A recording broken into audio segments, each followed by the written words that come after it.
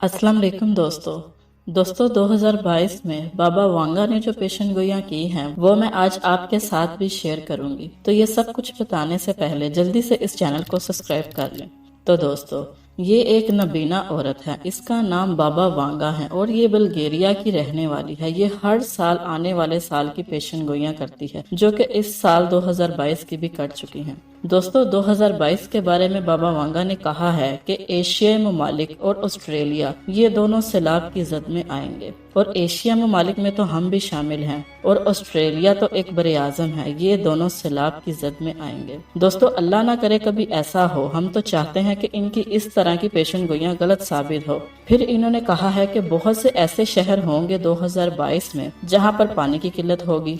आपको तो पता है कि पाकिस्तान उन मुल्कों में से एक है जहां 2025 में कहा जा रहा है कि हम जो ज़ेरे ज़मीन पानी इस्तेमाल करते हैं वो 2025 तक खत्म हो जाएगा। और इसके अलावा साल 2022 में बाबा वांगा ने एक और पेशन गोई तो ऐसी की है जो कि मेरे ख्याल से तो पहले ही पूरी होती नजर आ रही है, और वो ये है कि इस साल लोग मोबाइल, लैपटॉप और कंप्यूटर में ज्यादा वक्त गुजारेंगे और आस्ता ही आस्ता नशे की हद तक इनको इसकी आदत पड़ जाएगी, जिससे लोगों की जहनी हालत खराब होगी और जहनी अमराज बहुत बढ़ जाएंगे।